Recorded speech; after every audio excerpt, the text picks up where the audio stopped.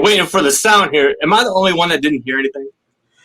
Yes, you are. But Taco, I gotta say, that's probably the most. Wait, see, already. That's probably the most Exactly advanced intro that we have on the network. And change the audio. You there? Yeah. Can you hear me? It's working perfectly fine, and now it's not working at all. You can't hear me? No, I got you now. Oh, okay. I was Taco, that's probably the most like advanced intro that we have on the network here. I feel like I need to do it again and just start over because honestly, I would love to watch it again. I would love to watch it again. I put all this work into it, and then I'm sitting here and I'm like, damn, it's got no sound, man. That is high quality. I heard it. All right. Please play it again. Maybe by the time we do this, Juan will be here. All right, we're gonna 5.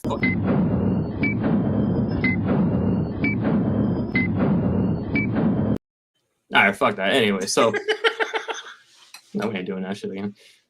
What's going on, Royal man? You said you were gonna be back on Thursday and you weren't there.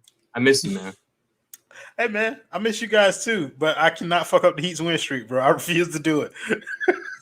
Hey man, if you got the power to do that, you may not ever come back ever again because cocky Heat fans bite, and I don't know if Royal's taking over. Royal Shepherd's ruining our shit. We got a problem here. Well, I took my little break last week. I had done most of the post game shows up until last week, and so it was suggested to me, just take some time. I didn't think about it. It was just like you should consider taking a break.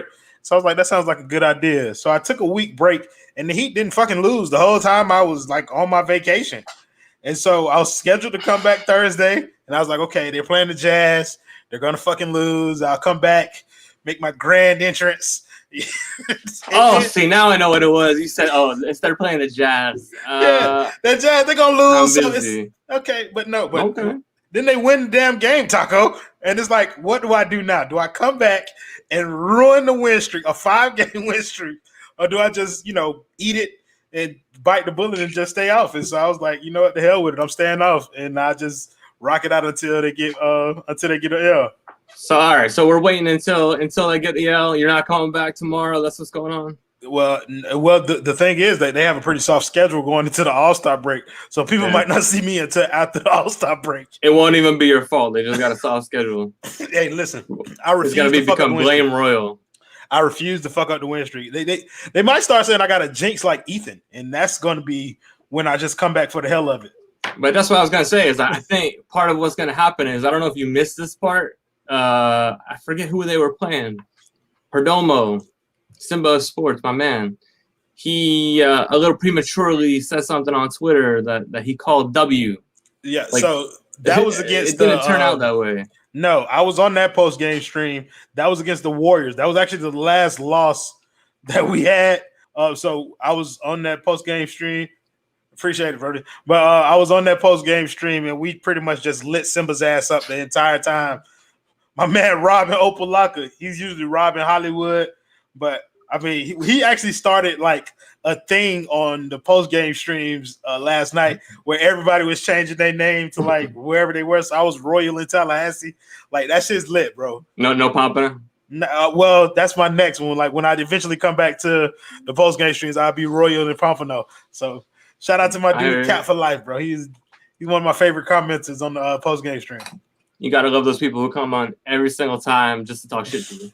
Yeah, absolutely. It's the thick Royal shit that they do. Like they spell thick with 2 C's, and so they like I don't know. Like this dude, he calling me Daddy Royal. I have absolutely no idea like where this comes from, and it's all dudes. Taco. That's the problem that I'm sitting there with. It's never a woman calling me thick. It's all men calling me thick all the time, and so.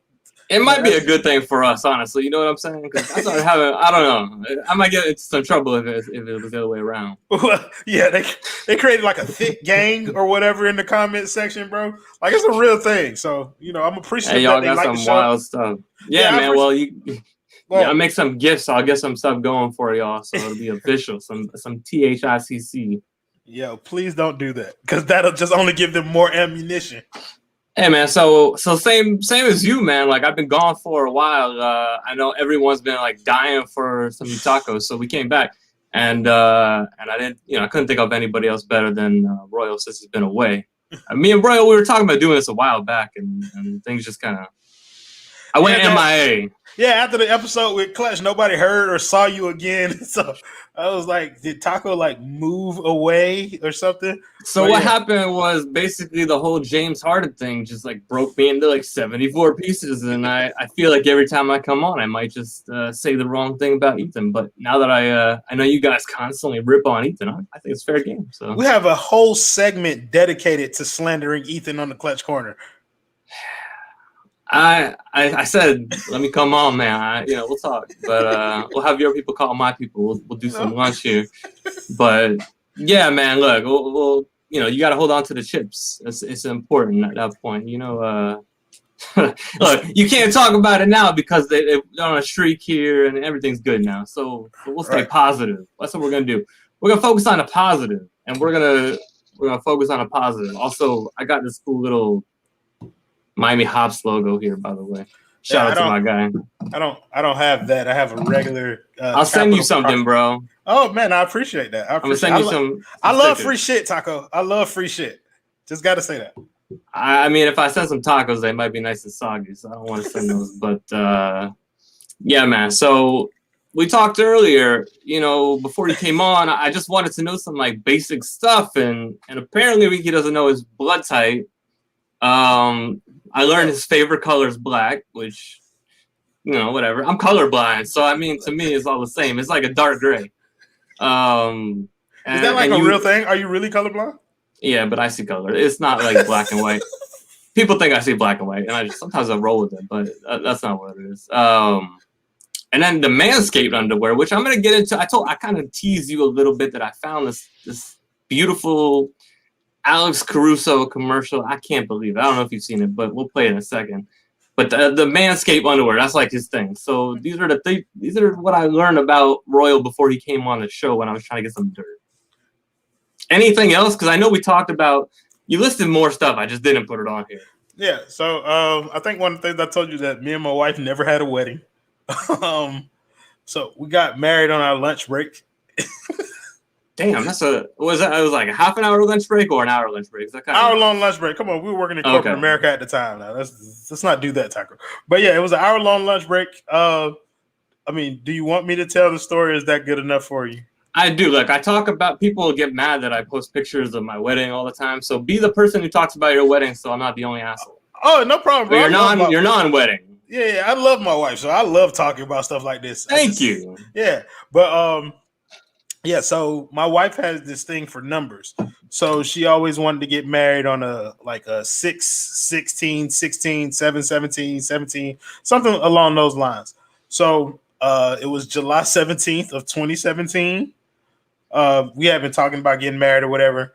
I hadn't bought a ring or anything. It was just like, I'm waiting to propose, but it was like one of her days come up. And jokingly, when we woke up that morning to get ready for work, it was like, hey, it's one of your days. You want to go ahead and make this thing official? And she was like, fuck yeah. Yeah. Yeah, and she was dead serious. And so I was like, are you really? And she was like, yeah. So it was like, okay, shit, I'll come pick you up on your lunch break and we're going to do this. So we go to the courthouse. I didn't know that we actually had to have a ceremony and have somebody like sign off. You went and you're like, he was going in basketball shorts and flip flops. He's ceremony. I wore a shirt and tie to work at this time, Taco. I was very professional. But so we went to the courthouse. We paid the little money to get the documents. We went back to my job because we had a notary there. So we got married in the small conference room of my job. Took that information back on to the courthouse. I took her back to work and we were married. We got rings like 2 weeks later. And so that was the story of how my wife and I got married. Looking back, man, that's look, I'm not gonna say the way I did it was wrong. It was chaotic and a whole bunch of stuff, but it sounds a lot easier. I'll say that much. Well, the actual wedding part is easier. The after the wedding part is not as easy because we didn't tell anybody shit, Taco. We didn't tell our parents. We didn't tell our y'all went by yourself? No, we just went up there and did it. Our families are in South Florida, but we're in Tallahassee, so we just went up there and did shit.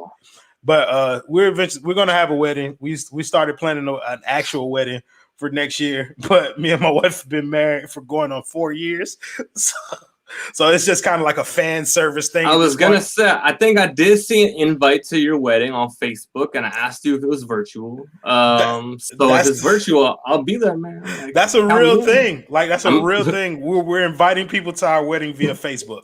So I might be there an hour late, but you know, that's fine with me. Like 10:30ish, you know. That's how we do things around here, man. You got tacos to make.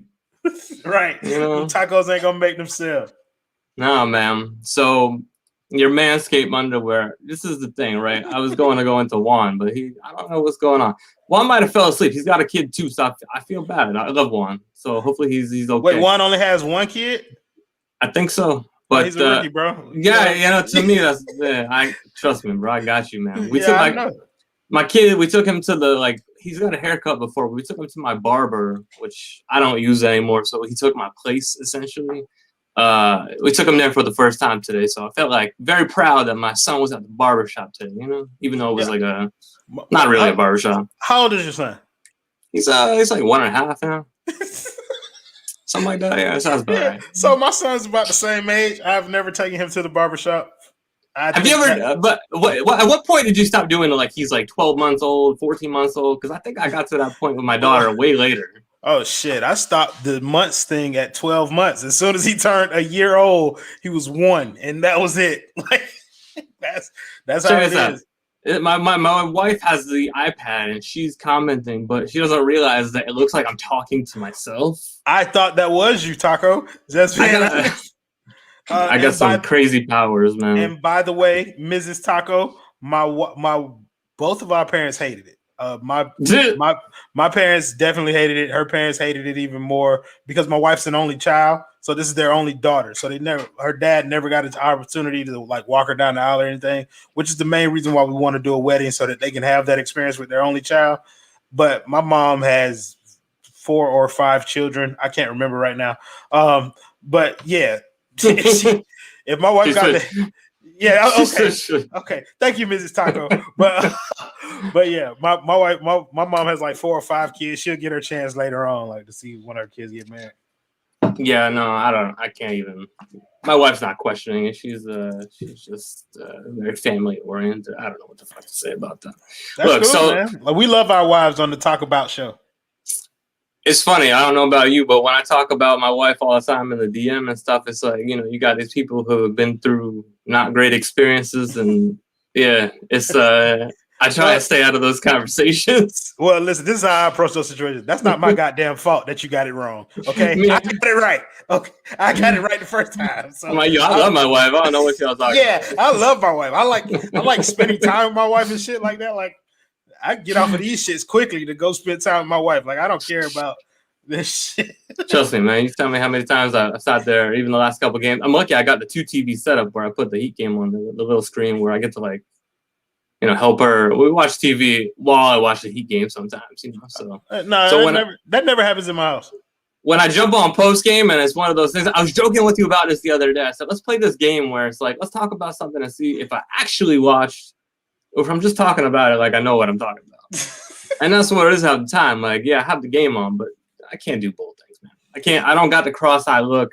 If I had the GIF up, I put it up there. So listen, like somebody asked me before if I took notes during the game.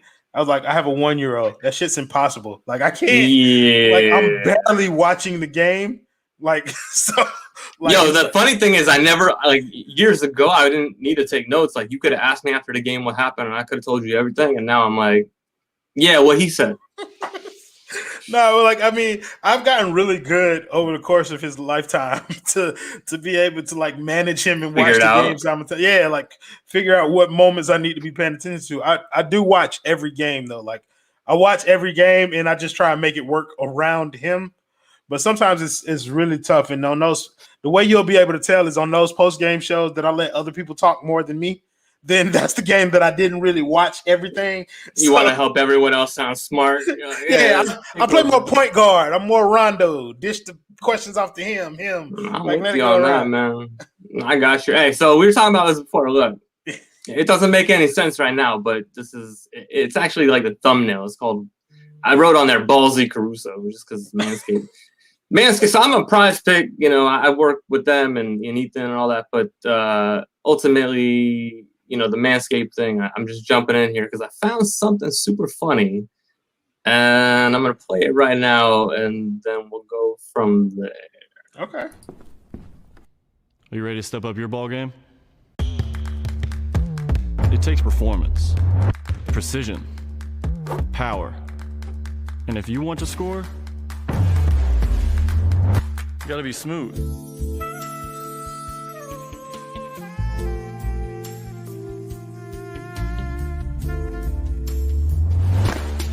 Head over to Manscaped.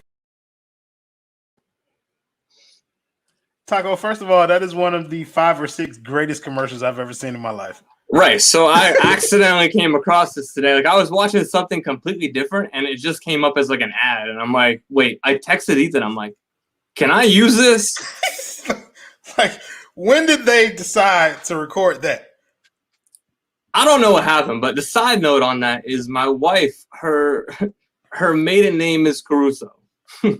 So we have this conversation all the time. Like, is that her cousin? I'm trying to fix this background here. So we have this conversation all the time, right? This man Caruso, last year in the finals, I was getting so mad over and over and over again. And I just kept looking at her, man. And she's all, don't get me wrong, she's a Heat fan. You know, my kid's name is Wade. But Caruso's hitting shots and she's like smiling and shit. I'm like, nah. So there's this thing with Caruso, but he's bald as shit in the commercial. He's talking about his balls, and it was just a great commercial. It was a great commercial, and I think the reason I stay off of the Caruso shit is because me and Caruso have a similar hairline. Like that shit is terrible. When I do get my opportunity to get like you, I'm bald, but sometimes I don't always have the opportunity. So I look like Caruso underneath this hat, and so we try and stay that. No Caruso for life, Mrs. Taco. We hate Caruso for life. Yeah, you can see we got tons of viewers going on here. No, so the thing was this. Like I said, the hair itself. Like I went to the barbershop with my son today, and I was like watching him getting his hair cut. I'm like, damn, I'm jealous as shit, man. Because look, what happens is it'll start to come back after a couple of days, and I'm like, I'll ask my wife, hey, should I just start to let it grow back? And then I realized how thin it is at top. I'm like, this is man. I'm fooling myself, man. Listen, bro, Taco, like it's not like it's not my entire head. Like it's just like one little piece that refuses to grow. And it's kind of like if you grow hair around it, the shit just looks weird. So it's like it's all or nothing. Like you gotta. That's what I said. Well, even when I had hair, the problem was when it got long, it looked extra thin. And then when I shaved it down, it was like I might as well just shave it all off. So that's where we're at. I mean, I got bullied into it, I think, but I'm good where we're at, man. So his ball game, that was crazy to me. I just found that commercial. I had to play it. Prize Picks, because we're gonna jump into that real quick. You can see it on the bottom. Go use code 5, but here you go. I'm gonna throw a little something up here, and then we'll jump into like some real shit. But Prize Picks, man, I've been winning a lot of money. I've been trying to share with y'all. I don't know what's going on. So as a rule, I don't gamble. Like that's not my thing. You know, that's a fair rule. Yeah, I do use Prize Picks. I did start because of the network and because you gotta do what you gotta do. Your company man. Yeah, it's I gotta put on for the network. It's one of those things. Real quick, like honestly, I've been I don't want to use the other company name. I've been a guy who did the other apps. I did other stuff like that. And then all of a sudden, when I started doing Prize Picks, when you really know what you're doing, it really works out for you. I've been winning a lot more money consistently. And I said, I keep trying to tell people to jump on. So Taco, that's my point. Like, I'm not a gambling man, but when I started using Prize Picks, it's almost like I never lose. So it's like it's hard. It's hard. It's very hard to lose on Prize Picks. Like it's kind of like if you know, then you know. Like it's just kind of like they make it very easy for you to like, especially if you're only doing like the over under thing. It's like, all right, is this the number that you're gonna give me? I feel like it's a slap in the face. I've been taking Jimmy Butler on like rebounds and assists for days and for weeks, man. The same thing over and over again. It's the same thing over and over again. You're just gonna keep giving me money for it.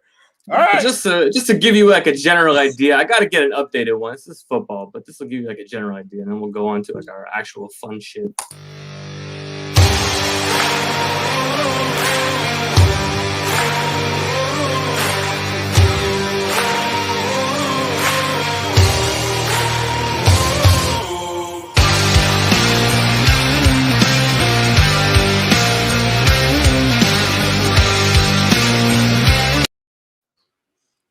All right.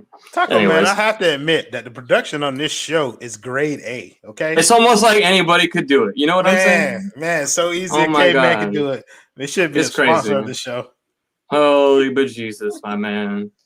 So, real quick, the background that I got going on here, you see this taco stuff going on. We got a new guy that works with 5 Reasons at Biscayne Bam. My guy Sosa. Yeah. So he was supposed to send me some stuff and I was gonna show it, but I guess he fell asleep with, I don't know, he's hanging out with Juan or something. But He's a child, so he can't hang out with Juan. no, he's anyway.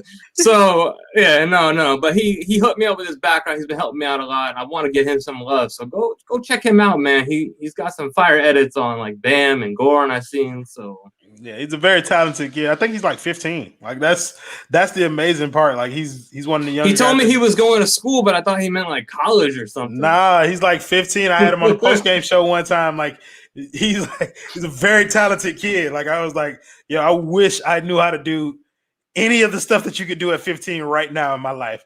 He can get a job. How long does it take me? You know, these things I do, these gifts, all these animated little, I take like so long to do it. And he's like, oh, here's another one 5 seconds later. Yeah. Okay, well, there you go. Go follow my man because that's the guy who's doing all this shit. So this background, you see this taco stuff. But even the gifts though, Taco, like listen, I tried to make a face swap today because I want to try something out. Like I tried to do a face swap today. I gave up midway through it. I was like, yo, I'm gonna leave this shit for the kids.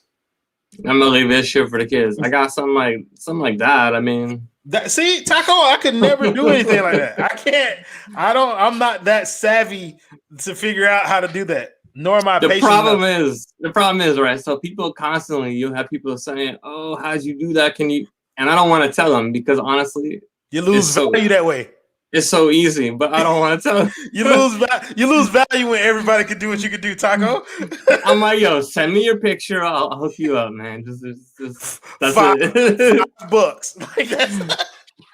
Oh man. So look, we'll just jump into this because you've been gone for a while, but pretty much what's been going on since you've been gone, this cocky Heat fan is back, bro. Yeah.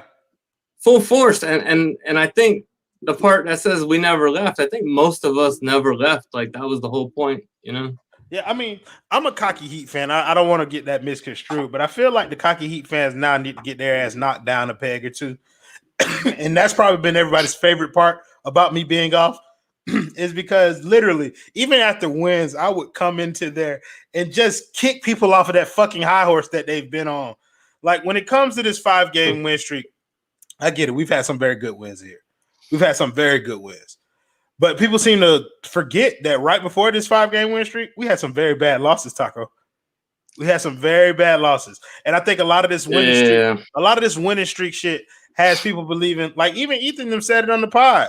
They're back. Leave it alone. They're back to fucking what? Like I don't know. You know what it is? I think with Ethan, honestly, he's in the corner now. He's got to say at this point, like, oh, they made the right choice, not trading for Harden. I think Ethan. That's what it is. What happened is like 5 Reasons Sports built the brand, like on like being the measured streaming network. Like they always want to be in the middle, always want to be objective about shit. And what happened was people like me and Clutch came on here and we just. All the way negative. Like, it's trade everybody. Fuck this person. Fuck, like, trade them all. You guys came on, and then also separately, the Deshaun Watson. So it's been Heat Twitter and Dolphins Twitter, man. It's been a mess. And so what's been happening is 5 Reasons Sports has representation on both sides of, like, Heat Twitter and Dolphins Twitter. So you got the people who are pro Tua and the people who are like, fuck that, trade them for Deshaun. And you have both sides of that represented on 5 Reasons. And on 5 Reasons, you have people who are pro keep it together, culture, and there's people on the other side who's like, yo, I'd fucking trade Goran for a first-round pick in a heartbeat. And I think that's a good balance to have on the network. So that's where you can name names, man. I mean, well, Adam is the person who the boy Clutch. He wants to trade Goran for a first round pick, and personally, I'm with him on that. I don't think that the Heat will garner a first round pick for Goran.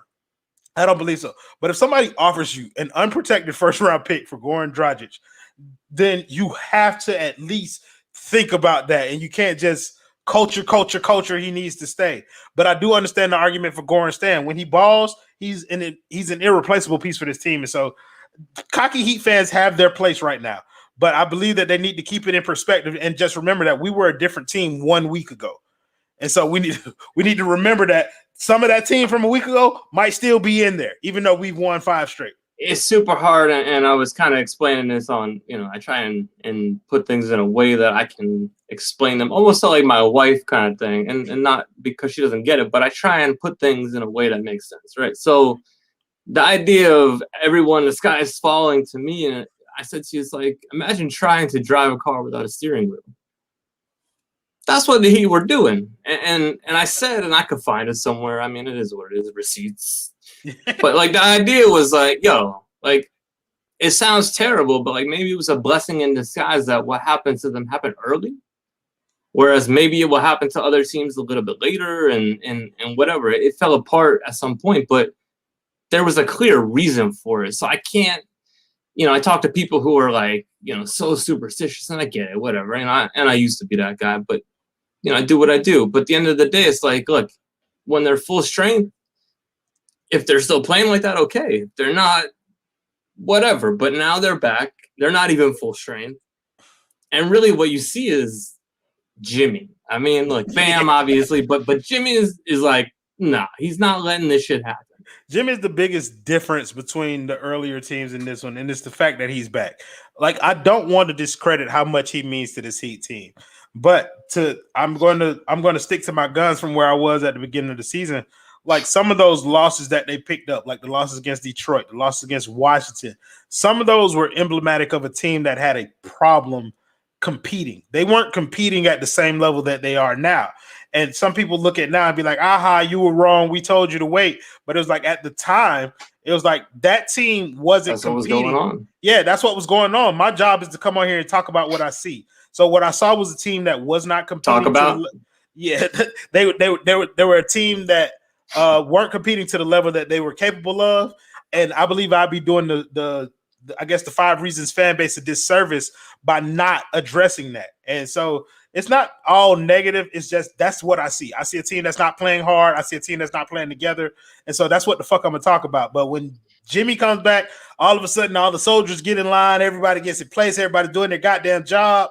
They're winning games. It's a good time for everybody. Like, hey, listen, I want the team to be successful. That's why I'm staying off the fucking post-game streams. But, like, I'm going to talk about what I talk about. Big Face is back. That's what's going on. Yeah, Big Face back, baby. So I'm back on it.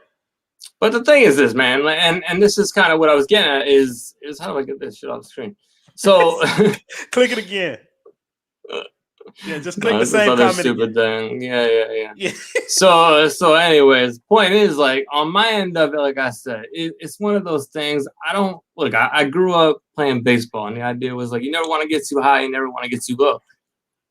To me, the idea of what happened in the bubble, like, you can't really look at that and expect duplication. Everything was all crazy, but with COVID and everything going on, and so many guys, they play a game with eight guys available one day against Wizards. The Wizards destroyed the whole league, right? It was Philadelphia too. Yeah, the Wizards game was kind of like the origin of that shit, but it was against Philadelphia. We played back-to-back games with 8 people. Those are the type of losses that if you go back and look, like, I was like, okay, I'm cool with that loss.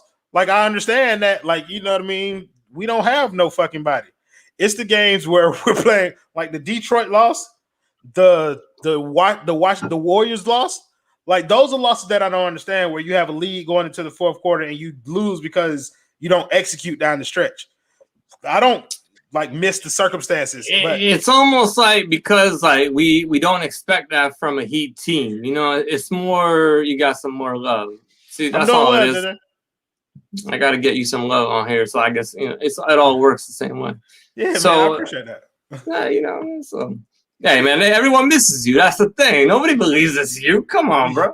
Yeah, but my Twitter would say otherwise, brother. Because that's Twitter, bro. Yeah, Twitter. The Hornets loss is brutal. Look, a lot of those losses were brutal, but when you look at it, like I said, man, the idea of driving a car without a steering wheel, like, what do you expect? You know, you hand a kid a keys to the car, and they get into a car accident, right?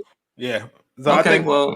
I think like on the clutch corner, we like kind of like people saying that we kind of like playing both sides of like pivot. It's not. It's just when you lose so many games in a row.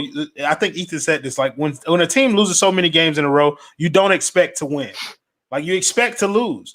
And so once we got to a place where we were expecting to lose games, like we had no faith in the team closing out a win in which they go into the fourth quarter with a 10-point lead. Like that's a dark place to be in as a fan. And I get on here as a fan.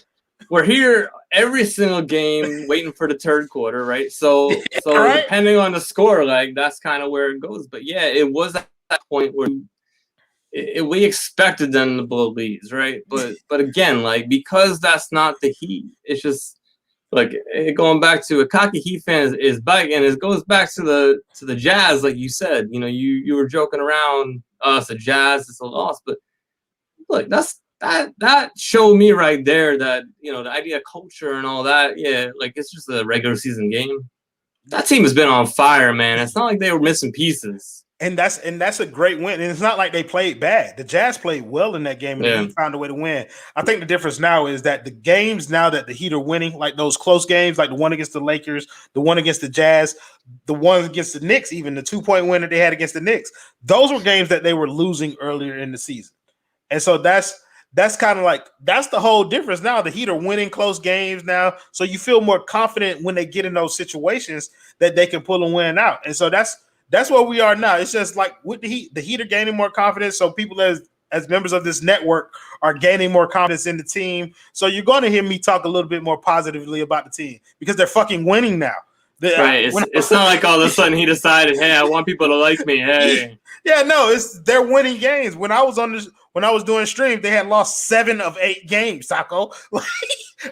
I told you I stopped doing that shit. I'm like, I can't talk about them losing every night.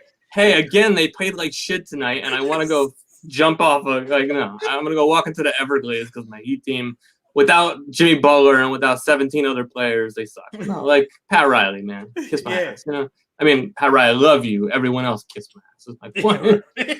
But yeah, the idea of like the sky is falling and now they're back. We're going back to that. I think it's somewhere in the middle, man. Like I think, and that's what we gotta get back to. It's good. The All-Star break is coming. It's a good time to kind of reset, come back, and see where things are actually at. Tyler will be back. I think, you know, everyone's kind of hating on Duncan, and I get it, man. Like, it's almost like Strus could just kind of do his thing, and we could have got value for that. I don't want to sit here and talk about Harden forever, but if they win a championship, bro, anyway, so, yeah, we're going to go to the wrong white guy. I don't know if you saw this earlier today, right? So this has been like an epidemic I've seen lately, to be honest with you. Different, I don't know, ESPN, but different places have had pictures of certain white guys, basketball players typically, and it's the wrong picture. But it seems kind of odd, you know, like the joke is the other way around, but it's like basketball, I get it. So what happened was this ended up getting put up here, and I had to say something. Like I went to go find out what was going on. Let me take away this stupid little banner. I went to go find out what was going on with Tyler Hero, and I found out that RotoWire, and I like them, don't get me wrong, but they don't really seem to know what Tyler Hero looks like. So I don't know. I know we agree we're not going to get into this type of stuff, but you know, like the general idea to me was funny that I even went back and I said, look, they need to fix this. They still haven't changed it. I don't know what's going on. Well, I mean, what is this? The all white guys look alike type thing? Like, you know, I mean, at least it wasn't Myers, but I mean, you know. I mean, would it make much of a difference? Well, I guess Myers has blonde hair now, so that's kind of like different, but you know, Elle would have been mad. Right. She's a shooter though. So shooters. Yeah, I seen Alana. She posted some videos. She was jacking up shots too. I said she's like the 5 reasons L. Yeah, man. Shoot or shoot, man. Shoot or shoot.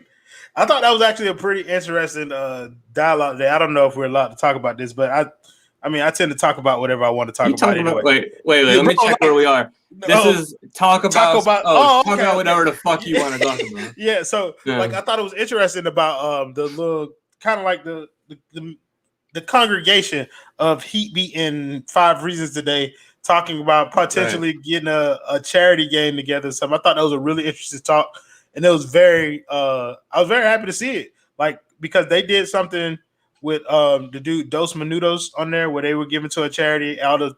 You just gave me the opportunity to talk about Dos in a good way, but continue and I'll jump in. No problem. But yeah, they had a charity. They had them on the stream or whatever. Everything that they got donated to them, they sent to the organization that he chose. And somebody made a point. It was like, well, 5 Reasons and Heat Beat should get together and probably do something like that locally. And I saw Ethan responding. He was like, Heat Beat down for it. And I was with it too. Like I would love to get an opportunity. I saw you thought Ethan was you were responding to someone, but you were like under the impression Ethan was part of the team. No, man, he's like a coach. You talking on the team? No. Ethan has to play. Ethan has to play. So let me tell you real quick. We did this like media challenge game, and this will be forever something that I complain about. I saw a picture of you guys like outside or sitting in the gym or something. Yeah, let me just tell you. So they split us up into 2 teams at the time, 5 Reasons and Miami Heat beat. This is like 2 years ago, and it was the coolest thing I've ever done, honestly, in terms of playing basketball. I mean, I love playing basketball and being on that court, vice court at that time. It was great. Right beforehand, Ethan, I guess the NBC, so CBS 4, that team, they lost. They didn't have enough players, some shit like that. Ethan's like, yo, you're gonna go play with them. Like, what? Okay, you got traded in a media game. So I got traded, but here's the thing: he don't realize I'm a fucking baller. Oh, you a bucket? You a bucket? You don't understand. I'm a fucking bucket. Okay. So I'm out there, and I got some video. I'll post it after the show, but. Yeah, I made sure everyone saw what was going on. So I've been giving him a hard time for like 2 years. I said, look, man, that's why I said today, I got a no trade clause. And I'm taking them out, man. Like, look, and if he wants to trade me again, I'm coming for his ass. I'm going to take Ethan's ass out. Yo. So listen, I have this suspicious feeling that they would try and play me because I'm one of the Stanley? The very few black people. I'm one of the very few black people on 5 Reasons Sports. So they're going to try to trot me out there like I could do something. I fucking suck. It's free. Wait, I gotta find. Oh my goodness, they off. Wait, hold on, wait. You keep talking. I'm gonna find this right now. Yeah, but if you trot me out there as the token black guy who's supposed to lead your team to victory, trust me, you're gonna catch this L today. Look, I already said it. I'm guarding Alf because Alf has said that he trashed. Yeah. Alf has said publicly that he trashed. So good. We're gonna guard each other. I ain't saying nothing. We're gonna stand in the corner. So that neither one of us have to run nowhere. So, and we gonna hold down the one black guy quota on the court at a time thing at all times, bro. Like that's what we gonna do. But, y'all playing center, that's what it is. You just body up. I'm 5'7". I'm not. Well, but so you're not gonna guard Alf. Okay, that's no. I'm not gonna guard anybody. Taco, if they put me on the court for more than 2 minutes, I guarantee you somebody will be complaining. I absolutely suck at basketball. I cannot play. I'm good, but all right. So this is the crazy thing. I forgot about this. Going back, man, like the day that they had that tournament, my wife just had my son, Wade. Like, so the day that she got out of the hospital, I think Friday, something like that. And the tournament or whatever it was on Saturday. And I'm like, I had covered, like my mom came by to make sure everything was good because my wife had like a C-section and she couldn't move too much. And I'm like, and you went to play basketball, Taco? Bro, but let me tell you, like, I was like running on fumes, bro. Like, think about it, you just had a kid, and like I've been away from her. I don't know how I played, honestly. You've been in that hospital where they didn't feed you? No, they were pretty good about it, but man. Did they feed you in the hospital, Taco? Yeah, they took care of me. I mean, look, they see. So what hospital were you at? I was at Tallahassee Memorial Hospital up here where my son was born. Like I don't know about Tallahassee. I never have been to the hospital up there. Well, my daughter was born when I was in high school, and she was born in New York. Oh, you were saying they were far apart. Yeah. Yeah. Well, my daughter My daughter's 13 years older than my son. So my daughter was born in New York. I was in high school at the time, so I was probably in like third period when she was born. Third period? Yeah. I was a senior in high school. I wasn't in the room for her delivery. I was in the room for my son's delivery. My mom called the school and said that she needed to sign me out of school to go have my baby. Yeah, like I don't know. I was becoming a father before the last bell rang, before lunch. But my son, I just got lucky. Otherwise, I would have been in your shoes too. So. Right. So I stayed in. We stayed in the hospital for 2 days, maybe. We were in there 2 days. Them fuckers didn't offer me a sandwich in there when I was in there. I got nothing. Like, I had to go get my own food. No, now that you say that, I remember like a lot of her family was bringing me food. So yeah, now that you say that, you're right. They don't give a shit too much about the fathers. No, they give you this hard ass like chair to sleep in. Like that shit was terrible, bro. So at least where I was both times, it folded out into like a couch. But look, man, I was there for her, so. That's all that mattered, man. Like we're an afterthought in this process. That's the thing that don't get talked about enough on the five. That's an overstatement. What are you talking afterthought? I told my wife, I wish I was an afterthought. And I love her. She loves me too, but she's the champ. Dude, the kids, man, like they take over. It is what it is, That's kind of where it gets. Like after you have more than one child, like then the numbers become even, and you lost once it's even. Like if it's 2 children to 2 parents, you already lost. You just give the kids what they want and hope that they go to sleep. We got lucky. Like the sleep thing for us isn't really an issue. Every once in a while, she wants to play games, but we have like the bedtime thing in our head is like, all right, we're gonna stick by this because that's our time to like just chill and veg on the couch. And wait, how old is your oldest child? She's 5.5. She'll be 6 soon. Okay, so yeah, my oldest child is 15, so I don't even have to like do anything. Like, I don't have to. She can make hot dogs and noodles and shit for herself. Not only that, you got a built-in babassitter for like legit style. Yeah, it don't really like work. It don't really like work like that in my house. Like my daughter doesn't babysit. Like we'll put them over there and she just picks them up and bring them back. Like that's. I said, hey, can I go upstairs and like use the bathroom real quick or something? It's like, sure. So I can leave for like 5 minutes, but I gotta keep an eye on her. Yeah, like that's what it is. Like I got a time limit on how long I can leave my son over there. And it's like 2 minutes, but yeah. So how old is he? My son is 1 and my daughter is 15. She just turned 15 on the 17th. Oh, so you're close to my kid with the Wade thing. And it's where she's doing virtual school right now, but he's a handful, bro. My daughter was doing virtual school for the first 2 semesters of this year. I sent their ass back to school as soon as possible. Like, go ahead, you need to interact with other children. Yeah. COVID be damned. Like, no, trust me, we're there, bro, and I feel bad. It's like I want her to have like a normal life. I understand she didn't ask for this, but shit, man, there's a lot. Yeah, like so. Look, I don't know. One disappeared, but this was gonna come up, so we're just gonna run down the list, right? So we were gonna talk about Tua fans versus Dolfans. Well, the thing is, I think because I do all the Heat streams and stuff, people don't believe that I know football. Like football is actually my favorite sport. I played football in high school. I should have put that on the list of things. Yeah, I put that on my list. Yeah, like I played football in high school, so football is actually my favorite sport. Here's another. Your wife should love this story. So I'm a Green Bay Packers fan. Part of one of the, one of the conditions of my marriage is that I had to become a Dolphins fan at some point because my wife is a diehard. Fair. I agree. I made my wife become a Heat fan, so it was only fair that I became a Dolphins fan. I told her to give me until Aaron Rodgers retires.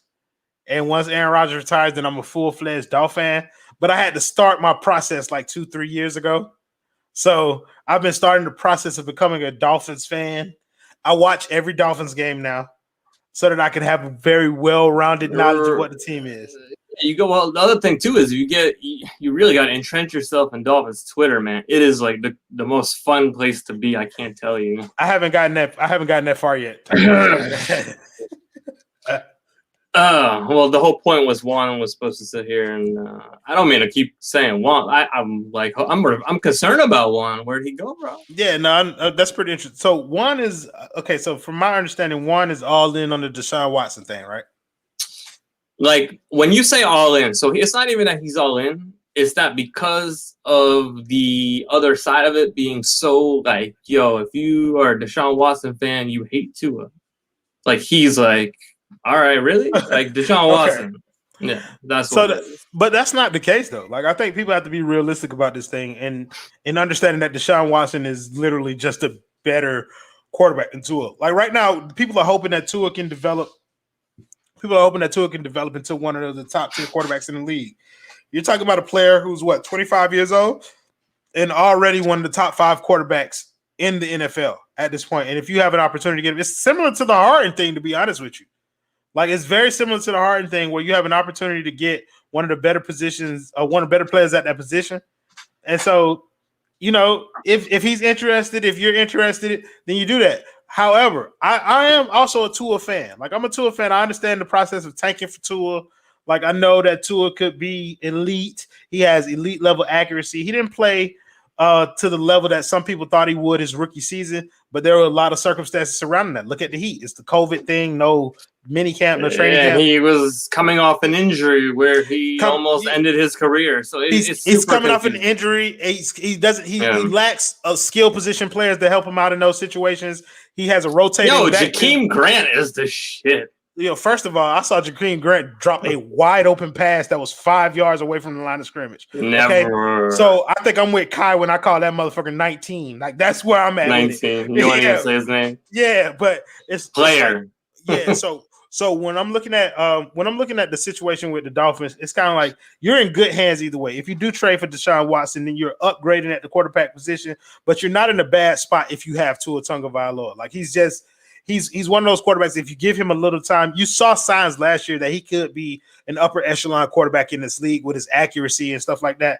Like I'm not ready to give up on Tua, but I'm good either way that they go. Like because you'll still have a pretty solid quarterback, which is more than what you could have said for the past couple of years. But that's that's kind of the thing, and I think maybe Juan and I are gonna do something because me and him we've been talking about going off on people, and I got shit bookmarked, and there's a whole nother side to this. It's gotten. I had to actually back off the other day and said I'm not gonna engage anymore, but. The thing is, like you said, man, like, look, I'm a Tua guy. I got 2 Tua jerseys sitting like right behind me. I'm invested. I got Tua Tagovailoa. Like I'm a Tua guy. I was happy as shit. I've been you got a shirt with Tua Tagovailoa on there, right? Bro, like thousands of people got that shirt. What are you talking about? So yeah. But the point is, like you said, it's not. I think the part that when we're talking about Juan, right, and this is really what gets me, and this goes down here. I'm gonna switch it up here for a second, right? This is what it is, and you're talking about the idea with the Harden thing, like, and that's what it is. You start to get people, hey man, you're doing the fan thing wrong because you're liking Deshaun Watson, and that means you hate Tua. No man, like you can sit here as an objective sports fan and say, look. Tua, we know coming off the injury and look, he played good at times, but it was like a weird situation with Fitz. We all want Tua to succeed. If you said to me, you can keep Tua, get all these picks, and Tua's gonna ball, and you're gonna win a Super Bowl, or you can trade everything and like, sure, I'm gonna pick that, but you can't tell me. So the idea is just to sit here and have the conversation. And people get mad about the fact that you debate, and that's what it is. When you talk about the Harden thing, we joke around about it, but that's kind of the thing. And Ethan's not the sensitive part of, there are people who are sensitive about it, and it's like, just because you like a player doesn't mean that you don't like what. So why is nobody saying we all hate Tyler Hero? Like we're all willing to trade him for everybody, for Bradley Beal, for Zach LaVine, for everybody, but nobody's saying we hate Tyler Hero. But see, that's the thing though. Like people are saying that. It's maybe, a different. It's Heat Twitter. It's kind of like right. But it's like, look, we're talking about trading Tua based off of potential. Like we hope Tua becomes what Deshaun Watson already is. Like that's kind of like, and that's what it is. Like some people have this idea that if you become a fan, and Ricky always says this, and it annoys me sometimes, but I mean it's true that fan is short for fanatic. Yep. So it's kind of like you have to acknowledge the fact that some people believe that fandom means that you unabashedly support your team no matter what the situation is. And other people believe that fandom is that you look at this team with some sort of realism, where it's like, I have to be able to judge this team objectively because I want the team to do well. So if I want the team to do well, then I have to be willing to detach myself from some of the emotional connections that I've made to players. Tua is an emotional connection for a lot of people because Dolphins fans wanted him for a year badly. They wanted him for a year before getting him. Dude, so I have video of me, like, basically my wife during a game, like, she was recording me and I was almost crying because they were playing good. And I'm like, I've never seen this happening. Yeah, it's an emotional thing. And like you said, like, it's the idea of just the objectivity compared to, and that's why the way I put it on there, I'm going to take this off. But the whole idea to me was more so, you know, Tua stands versus Tua fans or versus Dolphins. It's exactly what he's saying. I don't want to sit here, and even on my end of it, I don't want to be the guy who's sitting here telling people they're doing it wrong. Like, sure, feel however you feel, but don't tell me because I can look at it objectively that means I hate Tua, or that means I hate Tyler Hero, or you know what I'm saying? It just gets to the point where it means that you watch enough football to know that Deshaun Watson is better than Tua Tagovailoa as a football player. That's just the reality of the situation. We've seen Deshaun Watson make lesser teams work, and we're still trying to figure out whether or not Tua can do that. I think a lot of people, like, one of the things that you want to hold on to with Tua is that you look at that, what was it, against the Arizona Cardinals? It's probably one of his better games of the season. He essentially won that game for them. And people look at that game and they say that's what Tua can be. And some people say that that's what Tua can be, and some people believe that that's what Tua is already. Like and there is the line between, you know, some people, you're fanning wrong. With Deshaun Watson, we know what Deshaun Watson is. We've seen him do it for multiple years. Tua Tagovailoa has been inconsistent, and you can't get mad at somebody who wants the product that they've seen for years that they know works, as opposed to it's the known for the unknown, and that's the thing. And I get it; it gets blurred because look, you have the guy on your team compared to giving up a bunch of shit and kind of building your team differently. I understand there's so many layers to it. I think more the reason I brought this up, and even like I said, when Juan was going to jump on and rip on some people, I was probably going to rip on some people too. But the general idea is, like, you know, Twitter, even though we might not always agree on things, it doesn't ever I don't know, something's different about it compared to the Dolphins stuff. And it's not like I'm saying one's better than the other, but at the end of the day, like, you and I will both be objective. We'll both talk negative. It means we have to be objective about it. But the negativity towards each other, man, it's like, that's why I said I go here and it's like a civil war. You go on Twitter and I'm guilty. I bought into it the other day, and I got into it and I had to back off. And it was just, you know, so it's when you've been a fan for so long, and that's the fanatic part. Dude, I've cried when I was like a little kid when Pete Stoyanovich missed a field goal, and I sound like I'm 1,000 years old. But you know, I definitely cried when the Spurs beat us in the finals. Like okay. So here's part of what's the difference. I'm not proclaiming to be an expert on Dolphins Twitter because I don't even remotely. I don't think there is a such thing, to be quite honest with you. Oh, okay. Well, I think the expectation level for both teams is different, which causes a different rift between fans. So with Heat fans, we've experienced the highest levels of success multiple times over. So, you know what I mean? So there are some people who feel differently about this team now because they judge us by the standards of a team that's supposed to be competing for championships versus the team that's trying to just be relevant in the Eastern Conference. With the Dolphins fans, there are generations of Dolphins fans that have never seen the Dolphins be successful. My dad jokes around. We moved down here in '85, and they went to the Super Bowl like the year before, whatever, or bad luck or something, you know. So I'm gonna be honest. I'm 33 years old. I have never seen I've never seen an iteration of the Dolphins team that I thought was legit championship contenders. And there was that one year they had Dante Culpepper and they were picked to go to the Super Bowl against Carolina. Yeah, I get it. Like that. But that's the whole Drew Brees thing. But I'm saying, but okay. So the Drew, that's what I'm saying. They've come close. They've come close to entering that conversation. But in my lifetime, it's never happened. I can't definitively remember a time where they were championship contenders. The Heat were championship contenders multiple times in my lifetime. Since I was 18, they were multiple. They've done it. They've fallen apart. They've done it again. I mean, that's the thing. So it's hard, like you said, as a fan and as someone who's objective, man, it is what it is. Like, again, it has nothing to do with Tua.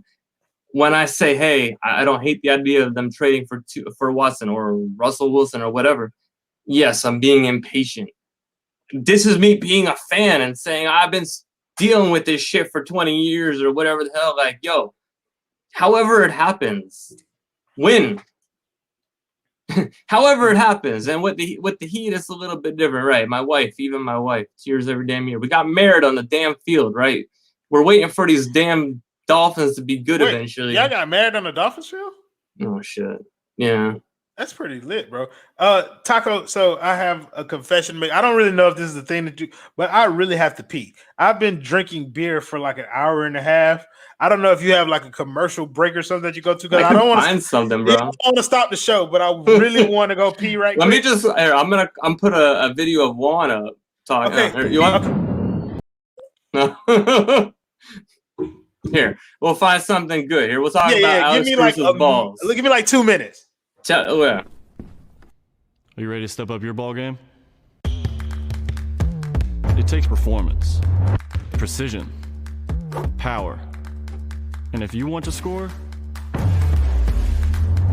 gotta be smooth.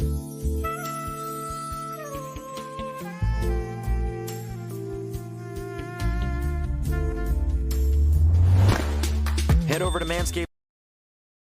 Yeah, so head over to Manscaped. Yeah, Alex Caruso's balls are. I mean, look, if I was an NBA player, my balls would be on point too. I think my balls are pretty good. I'm gonna stop talking about my balls. They're telling you to wash your hands, Royal. I don't really think that's necessary, to be honest with you. I mean, to each their own, but he's not. We're doing the virtual thing, so it ain't gonna bother me. Yeah, like I said, so I don't know if I mentioned this. My wife, Royal's not here, and I'm gonna have to tell him. Did I mention the fact that my wife's last name is Caruso? Yeah, I did. So let's talk more about Alex Caruso's balls now that he's back, because I just want to talk about his balls.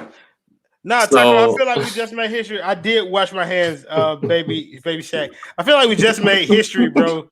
This is the first live stream on 5 Reasons Sports Network where we had to take a potty break. Like, that's. If you've been on this, see, that's the thing. It ain't the first time. Oh, it ain't? Oh, damn, bro. I thought you know how many times I jump off and I'm like, oh, I gotta go get a drink, yo. Yeah, but I mean, you like turned the camera off, bro. I left my camera on. Well, if you turn the camera off, then it's just me and we ain't got nobody. Devontae Smith or Jamar Chase. We'll just start taking like, yo, we're gonna do sports. We're gonna go. You want to do sports? No, I think Devontae Smith or Jamar Chase. So I think Devontae Smith is the better player. So I really do believe, like, even though he's slight of build, I think that his route running is elite. I think he just knows how to get open. He has a familiarity with Tua already. Yeah, they had the whole shit with him choosing who was it, Mac Jones over Tua or whatever. But I think, what else do you expect that man to say? Like, they're both in the same draft class. Like, he has to say something. So I don't put much stock into that. I think him and Tua, they're like a match made in heaven. Like, especially in Miami. Miami needs a receiver like Devontae Smith who could just get the fuck open.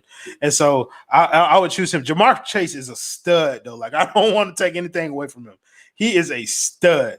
But I think I would prefer Devontae Smith because of, the things that he could do in terms of route running.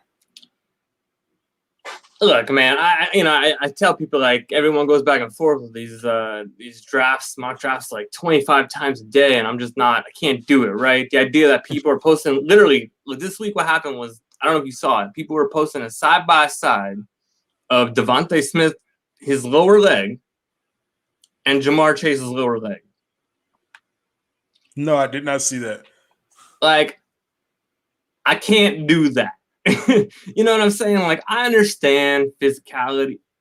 Look, I'm not going to act like, at the end of the day, if you're a Dolphins fan, you probably think they're going to get it wrong anyways, right? So, I don't want to be negative. Like, that's not the point here, but it just seems like it's inevitable. Like, whoever they don't take is going to be the Hall of Famer. I'm a disease, Taco. When I get on here, everybody just wants to be negative. It's not, look, it's one of those things, like I said, when you grow up and it's hard, you had to keep doing all these positive things over the years. You just want the Dolphins to keep up, and that's all it is, So going back to the positivity side of it, man, like I said, hopefully I'd like to see them keep Tua. I'd like to see them get whatever the weapons are that can turn him into this Super Bowl. Give me a fucking Super Bowl, man. Like, that's all I care about, Damn, is that terrible? Somebody said Penei Sewell, please. And that's the offensive tackle, right? Like, he's supposed to be some elite level offensive tackle. Look, I think the Dolphins' offensive line is young, but they showed some signs that they can play. I think they got Robert Hunt on the line. Like, I thought he was pretty good. Solomon Kinley. See, I know a little bit about the Dolphins. I don't get on the Dolphins. You gotta jump on the Dolphins thing right now, man. Yeah, man. I mean, I jump on that one time, but I think the Dolphins offensive line is solid enough. Like, I think they just need a little time to grow, and you can find some offensive pieces. They may not be as good as you would like for them to be, but they're good enough. But you saw last year that I think it's too many different skill position players that can make a difference with Tua in this draft for you to pass up on one of them, especially somebody like Devontae Smith. Like, you have to get this man some weapons. Like, you cannot have a carousel at running back, and you cannot have practice squad receivers out there with him. So I think getting him some help in the skill positions is a good idea. And yeah, I like Penei Sewell. Like, I honestly do. But it goes back to the same thing. Like, just because you're saying, hey, you need a receiver or you need this, we're not saying the offensive tackle is not a good player or we don't. It's just, look, man, we've been down this road. We took Jake Long instead of Matt Ryan. Okay, you've seen how many people are posting, we took offensive linemen this year didn't work out. I mean, honestly, I think that was a good pick. I like Jake Long. Jake Long, he was the best left tackle in the league for a while. Waddle, good pick too. Like, that's the thing. I'm not gonna sit here and pretend to know like the minuscule differences between Devontae and Chase and Waddle and all that. To me, it's all right. Let's just go with the idea that Tua just needs some weapons. Like, all right, then you have to do that. Yeah, but I think the conversation of what type of weapons he needs is important too. Yeah, like, so with Waddle, you're talking about somebody who could take the top off of a defense, elite speed or whatever. I think the only thing that people are worried about with him is his injury history. I know he was injured in the national championship game, looked a little different. But with I don't think Tua needs that over the top threat. Like, I don't think he needs the deep burner. I think he needs the guy who can consistently get open. And that's Tua, I remember watching him in college, man. And don't get me wrong, he can throw the deep ball. And we joke around about Jakeem Grant dropping deep balls and all that. Dropping everything. His slant, like the slant pass on Tua, to me, look, I get it. Like, Tyreek Hill he's a cheetah. He's like a unicorn almost to some degree, right? But you get someone along those lines, like you said, you can catch the ball and do some stuff. And you got to look at it like this. You have the guy you have. You go to his strengths, man. Like, at the end of the day, yeah, he can throw the ball deep. The whole memory of him and Devontae Smith is the deep ball to win the championship game. Yeah. He can do. It's just a matter of, like, what does he do well at the NFL, though? Like, in the NFL, he's not an elite deep ball thrower. What's elite about Tua is his accuracy. And what helps an accurate quarterback is a receiver that can run routes. Tua needs someone that can get yards Exactly. I'm with Baby Shaq 100%. With Tua, it's about somebody who can get him, who can create a window big enough for him to throw the ball to. He's accurate enough to put the ball in the several different types of windows. The problem with his receivers this year was that they could create no type of separation. They could not get open. And so he was holding the ball too long because there was nobody open for him. You get him a receiver who can get open all the time consistently, and then you're going to see a different player in Tua Tagovailoa. And then get him somebody who can run the damn ball. Like I saw they're in line for Aaron Jones, the Green Bay Packers running back, which would actually make my transition to the Dolphins much easier because I love Aaron Jones. Packers, yeah, you know what I'm saying? So getting Aaron Jones in that lineup would definitely help. Got to free Aaron Jones to Miami is what it is. Look, yeah. I understand, and obviously spending the money and that kind of depends on where you want to spend the money, but ultimately, yeah, I mean, it's like you said, and that's what I'm getting at. At the end of the day, if you look at it like it's just Tua needs weapons, get the man some weapons, see what happens. Like, okay, the thing is this, and going back, and we'll wrap the Watson thing up. We didn't ask for Watson to all of a sudden turn around and ask for a trade. We didn't ask for Harden to do that. Like, that's not shit we asked for.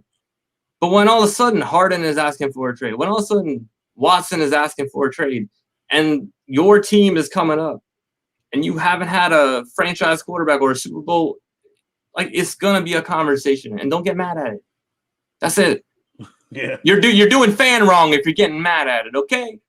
Yeah, I think that's another thing that fans need to realize. Like, if your team's not in the conversation for some of the elite players in the league, then of course you're going to be like, you should be more mad at that. Like, the fact that the Dolphins are mentioned in the conversation as a potential destination for Deshaun Watson should be like, that should feel like an honor to Dolphins fans. When was the last fucking time y'all had a quarterback worth anything? Like, yeah, Tannehill is cool, but he cool in Tennessee. Was he cool? I mean, I said he is cool in Tennessee. Like, he wasn't. I got cool Tannehill in Miami. Don't get me wrong. I mean, I get it, but Tannehill would throw that bitch to what? Devon Best? like, yeah, no on, joke. Bro. Oh, like, man. Like, G shit. Like, y'all wasn't happy with Tannehill when he was here. So, like, the thing is, even when Russell Wilson came up, and I get it, and that's why we said it's just a matter of preference and all that. Fine, yeah, man. Just stop, please. I'm begging everyone. Peace. Like, stop telling people they're doing it the wrong way. Like, we should all want the same thing with the Heat, with the Dolphins. We just want them to be good. We want to win. If he can go back and run it back and not make the trade for Harden, you think I give a shit about Harden?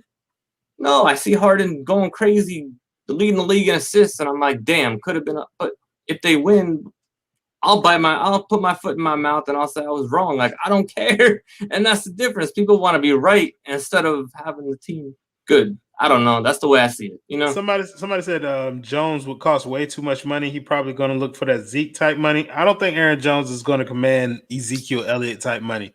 My question to you would be, where the fuck else would they spend it? I mean, the idea, I guess, is like a Godwin or a Curtis Samuel, but I don't know. I mean, yeah, but even Samuel's not going to command the type of money that Aaron Jones. Nah. And that was to my point about why the Dolphins should draft goddamn Devonta Smith. Like, if you were looking for a burner, then Samuels fits perfectly in that role. Like, and you could probably get him for whatever money you got in free agency. Jones would cost a lot, bro, and he can line up anywhere. I've been saying he's like a Curtis Samuel to me, especially as a person who does fantasy football a lot, right? And I drafted Christian McCaffrey, so I'm sitting there watching them line up Curtis Samuel at running back like 4, 5, 6, 7, 8 times a game, and I'm like, damn, this guy can do everything. Like, made you wish you would have took Robbie Anderson. You know what I'm saying? So, but I'm saying this guy, he legitimately, if you look at it, like the Dolphins need weapons, they need running back help, they need wide receiver help. They need guys who can. I mean, he could do everything. Taco, why you bring the boy on to talk about fantasy football, bro? Like, I won my fantasy football league this year. I just want to put that out there. I was number uno. I wasn't in charge of the league, and I'll just leave it at that. So, well, tell him to put a real one in the league, bro. Like, I'll leave that one alone. It wasn't they don't me. want the smoke. They don't want the smoke. That's cool. It wasn't me. But that league, let me tell you, me and House, who we take pride in the fact that we do a lot of fantasy stuff. Yeah. We had 2 of the worst teams. It was terrible. Injuries and shit, man. I drafted Michael Thomas first overall in 2 different leagues, but it ruined my shit so bad. Really? How did you end up with Christian McCaffrey? Terrible. Is that a different league though? Different league. Yeah. But I had 3 leagues. Michael Thomas killed me in 2. Christian McCaffrey, 2. First round picks. They shoot you in the foot, bro. You know what I'm saying? Okay, so I think somebody answered my question with like, what else you spend the free agent money on? They said O-line, safety, linebacker. I'm not the type to drop a huge bag on RB. O-line is more important.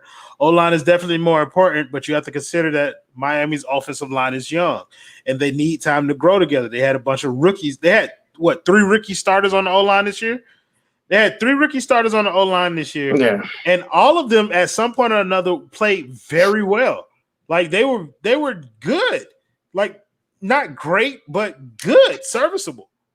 It just never came together. All you have to have all 5 of the guys together. I mean, it's like they never got up. They didn't play too many games again. And I think if you give them an opportunity to play, if you give them an opportunity to play together, give them some time to grow, then you have to see what you have out of those rookies before you just go and draft another rookie. And now you have more young offensive linemen out there. Like I think that's the problem. They've been playing forever, where it's like, let's just keep plugging holes. Keep trying, and it's like you plug one hole, and then the other side's leaking over here, and look, that's where it becomes this weird thing of you trust, and that's where I'll leave it on my side. Like, I think what the difference is this, and as someone who's a big football fan, and you do Heat stuff, you see the difference. We all, to some degree, trust Riley and Spo. Like, maybe not Hot Take Harry. You don't trust Spo too much. I love you, man. Yeah, but like the idea that everyone says, "Oh, we trust Flo," do you? Well, I don't think not me. Not me. I'm saying, do they? Is his name? Is his name Chris Greer or Will Greer? Like Chris, Will. One of them. The Greer guy, the GM. Greer is the one who you need to trust. I mean, Greer's been from my understanding, Greer's been in his organization a very long time. So he's seen several different regimes fail the Miami Dolphins. But I think he's done a solid job as the GM in his early stages. So I think you need to trust what that man is doing, trust what Brian Flores is doing, because they've already Chris, thank you, Nicholas Powell. But I think you need to trust what both of those guys are doing, because they've proven I guess in 2 years' time that they can field a competitive team. Like this Dolphins team that won 10 games this past year, that was not a team that anybody expected to win 10 games. Bro, I don't remember the score, but like if you look back to the first game of the season with Lamar Jackson putting up like 57, 75, 100 points on them, whatever it was, like they've come a long way since then from everyone, oh, they're tanking and this is the worst thing in the league. This is the worst thing the NFL could do is tank. Okay, that's the thing is what I'm saying on my side of it is I look at it like at some point you have to put your faith in the organization that they're doing the right thing. So what you got, Austin? Yeah. I was about to say, could you put up Austin? My boy Gio Reyna got robbed of a goal today. That's all. Have a good show, gentlemen. Thank you, Austin. Hey, look, I want to make sure people check out the 5 random soccer guys. Like I was on the first couple of episodes of that show. And it's kind of like they got more people in there who knew what they were talking about. So I kind of like bowed out. Well, I'm going to get back on there because that was a very fun experience for me to get on there and talk about soccer. I learned a lot. They gave me homework and shit, Taco. Like they gave me like soccer homework and made me watch a soccer match. And that's where I found out about Gio Reyna. He became my favorite soccer player. So I know, but it is one of those things where I see like I see people. I have to pick a team, and I get it, man. It's confusing. I play FIFA. My team is soccer. It's confusing. My team is Inter Miami, bro. Like me and Austin has already set me up and everything. My team is Inter. I think I'm supposed to hate Liverpool. I don't know a single thing about fucking Liverpool, and I'll never know it because I hate Liverpool. Yeah, Austin was hooking me up with some lineups. I don't know if he stopped playing, but man, he was sending out some prize picks lineups himself too with the soccer stuff. I'm at the point where look, I can hit on. I play basketball, I do football, but the soccer shit, I don't know shit. Yeah, I'll take a line. I'll take an entry from someone. Yeah, I would literally listen to everything Austin says about soccer. Like whatever he told me to do, that's what I'm doing. But yeah, that shit was fun. So I want to make sure that I get an opportunity to get back on there. But yeah, back to the Tua like Dolphin shit. I think the Dolphins are headed in the right direction, and that's a difficult spot for a lot of Dolphins fans to understand. They're used to operating from a place of misery. Like they never know. Right. We can't forget. We're never getting out of it until Yeah, so you guys are skeptical about everything. You don't believe anything is gonna work.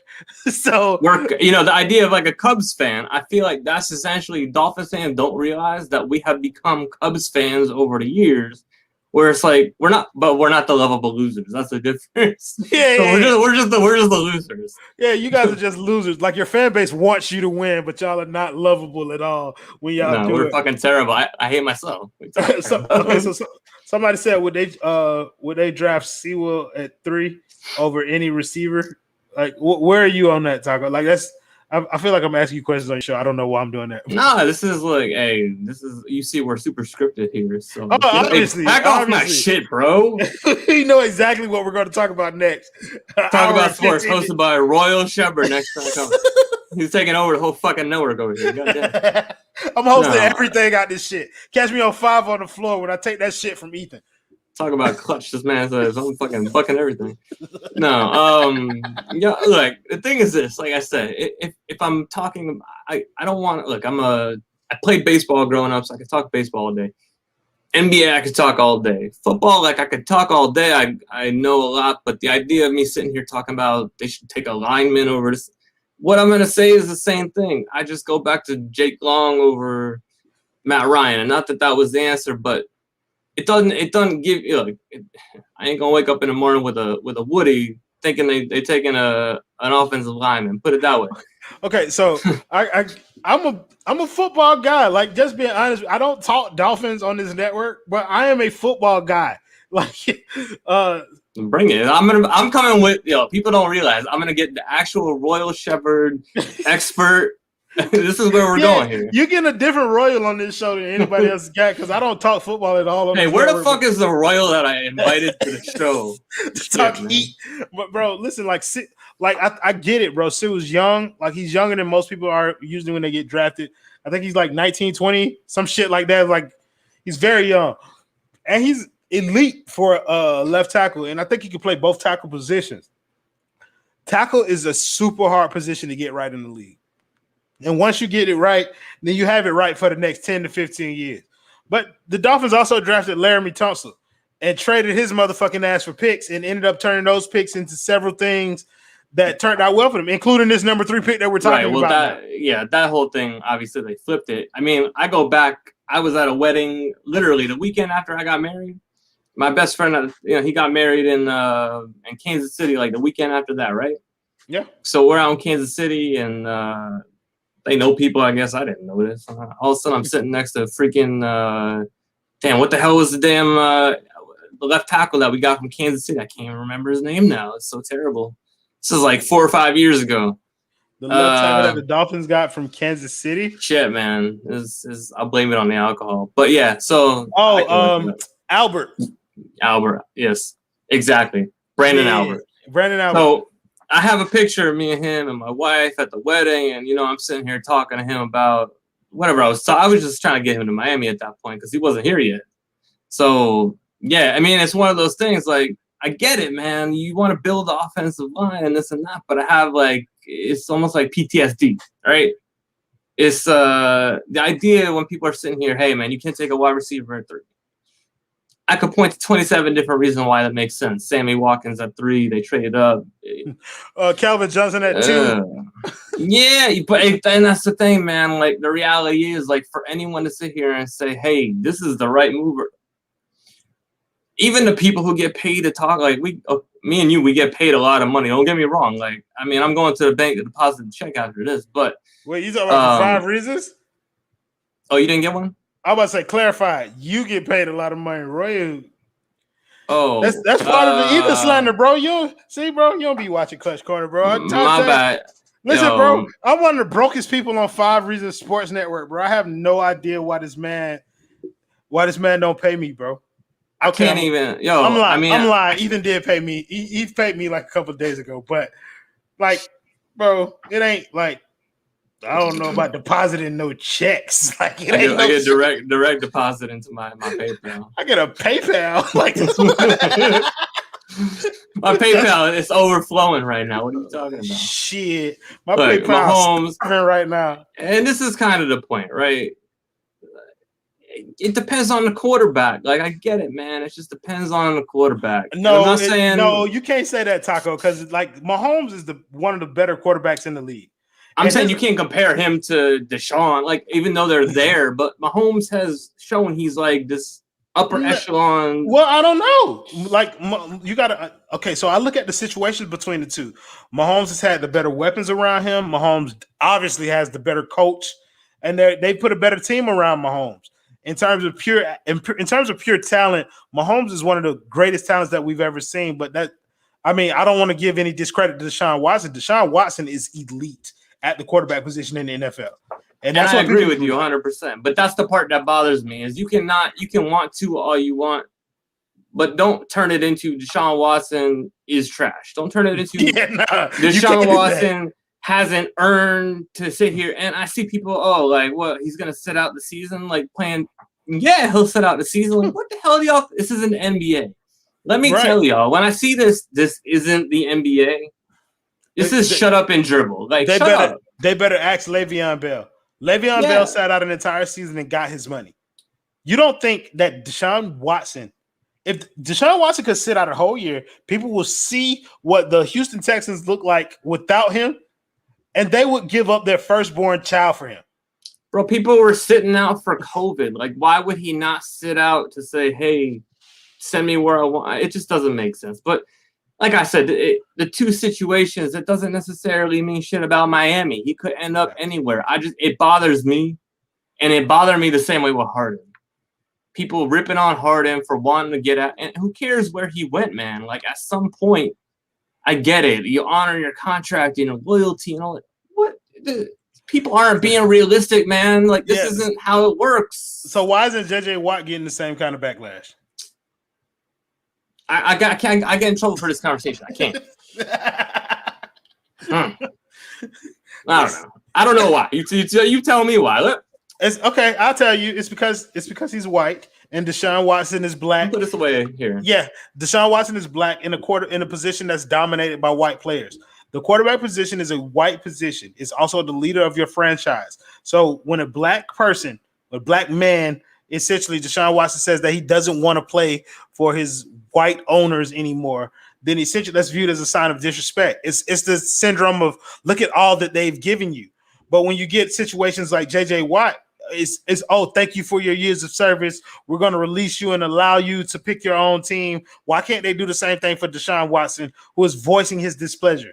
You guys are ripping this team apart around him and they're making it terrible and expect him to stay there, be grateful for the opportunity to stay on a terrible ass team and waste his entire fucking career.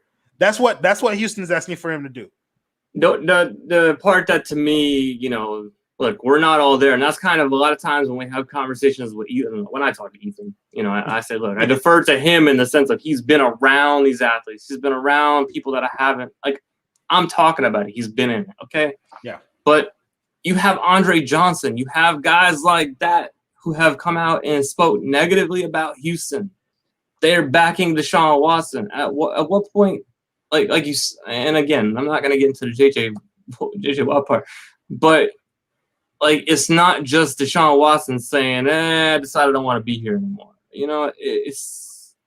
There's got to be a line, and people don't seem to understand the difference of, like you said, man, you got an owner who literally refers to his players as, the criminals running the asylum type thing. Yeah, bro. And it's like, I get it's words, but at the same time, like, clearly your best players, Andre Johnson, all these players going back, it's not coincidence, and that's all it is. So stop this shit where it's like Deshaun Watson hasn't earned the right to, man, shut up. Like, that's where I'm at. I honestly, I love Tua. Keep Tua. It has nothing to do with the Dolphins. Just shut up about Deshaun Watson. Jeez. Yeah, I think Deshaun Watson, like, part of the thing with Deshaun Watson is that he's so young. Like, it's going to be extremely difficult for them to receive comparable, like, compensation for him. Like, I get it, bro. Like, you cannot. It's a quarterback. That's the problem. It's a quarterback. Yeah, and he's an elite quarterback, not just a quarterback. Because you think about I don't think the Eagles got comparable compensations back for Carson Wentz. Now the Lions did. The Lions they got too much. What the fuck was that? Stafford's like always hurt and White. But coming from somebody who's had to play Stafford twice a year for his entire career, like I think he's going to do well. In his situation. He'll have a better offense to run. He'll have a better team around him.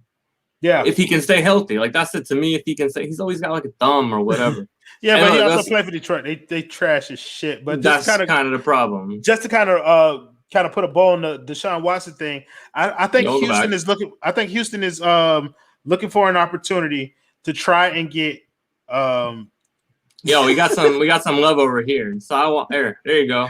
I appreciate that, but I think Houston is trying to get fair compensation for Deshaun Watson, and you're not going to get that. Like, you just have to accept the fact that the man doesn't want to play with you. He said he's not going to play for you this season. You might as well trade him, get what you can for him, and move on. Like, I don't think they want to move. They're making it worse. They're just making like who's going to want to come there in the future? I just don't understand how this works for them. But look, I get it. They have to try and keep him. We didn't have a quarterback for all those years. I get it. It's a fucked up situation. Let's jump down here because you're right. It's getting kind of crazy here. On this day, this is one of those things that popped up today. So we try not to talk, or at least me personally, I try not to talk too much about number 6, like the other number 6 guy. Mario Chalmers. Yeah. So it's funny that you said that, right? So I found this little. that was a day, but it just so happens you got the best number 6 of all time on the Heat in the background wearing a different number, right? Yeah, I will not apologize for saying that the Miami Heat got the best version of LeBron James ever. No, never, bro. Look, as much as I could sit here and people who know me outside of this shit, I was really hard on LeBron. It was hard for me to forgive him. I don't know why. Again, fanatic. Just it was. I guess all it was. When he left, it was the Vegas and the airplane. That's what it was. It was Riley, Vegas, airplane. That was it. Bro, listen. When LeBron James left, I mean, it might sound like I'm capping, but I was very excited about LeBron James leaving, because I was not a big fan of LeBron. Well, it's not that I wanted Wade to have the damn ball. Like that's how I felt during the entire Big Three era. Give Wade the damn ball and stop doing what you're doing to win us games. Let Wade win the game. It was more just like one of those things that you had something that you might never get again. And look, they could be good and they can win championships, but the idea of that ever being a thing again, like it was just a once in a lifetime thing, man. So yeah, we had that's a good all. time. He's a grade A trader. And look, I was there for a while. I can't say shit. I hated on him for a long time. Yeah, we had it good when he was here, bro. Like, I appreciate the time that he was here, but I was also very excited to see Wade become the number 1 option again. Yeah, look, I named my kid Wade. Obviously, I'm good with that. It's just like I said, Braun. It was more like he was disrespectful to Riley, man. You can't do that. You disrespect Riley, I'm coming for you. Yeah, you gotta go. You gotta go. So, anyways, the other thing was this. On this day, I think it was like 1959. I didn't put it on here. But the reason I put this on here is because, look, man, we hear these crazy stats, right? So, in 1959, Boston Celtics, Bob Cousy sets NBA record 28 assists. The Boston Celtics score 173 points against the Minneapolis Lakers. Let me ask you a question. Were black people allowed in the league at this time? That's why Bill Russell has like 1,000. But I'm saying, call Ricky. Ricky knows. So this is I was gonna say this is gonna be like my Ricky segment where I was gonna go back into like different decades of basketball, but that was a little too far back, probably. I legit call that man the 5 Reasons historian, bro. He seems to be able to recall any moment from like basketball history in an instant. And the funny part is like I know people who are like that with movies, but the way he is about it, I'm like. It's not intimidating. I don't want to say that, but I'm like, I don't want to jump in a conversation. You know what I'm saying? Like, it's impressive. I love to engage conversations with him because it's impressive. He can pull up random shit that I would have never even thought about. But when he does it, like a lot of times it's like, oh yeah, shit, I do remember that. But it's like I would have never thought to use that in that context. So I mean, it's impressive. And so I appreciate the perspective that he has. And so I try and make sure that I get them to do it as much as possible.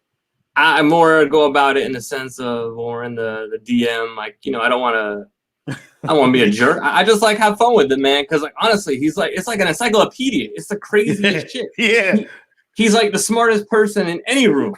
It's like, Ricky, give me a random stat about damn, 1962, and then he just has it on hand. And so, like, yeah, you can always appreciate it. I want to bring him on for like Stump the Ricky. You know that old show, Stump the Schwab? I want to bring on Stump the Ricky. So we're going to do that. He comes up with all these ideas all the time. I'm going to come out with him one day, Stump the Ricky, and he's going to just ignore the shit out of me. I think that's a fantastic idea. Lemon meringue. What was it? Lemon meringue pie. He said he was going to do a lemon city. Oh, yeah. It was good. Because Lemon City Live joined the network. It was good. We just announced that, and he was like, Lemon City Wang. I mean, he has a couple of good ones in there. No, it was good. It was good.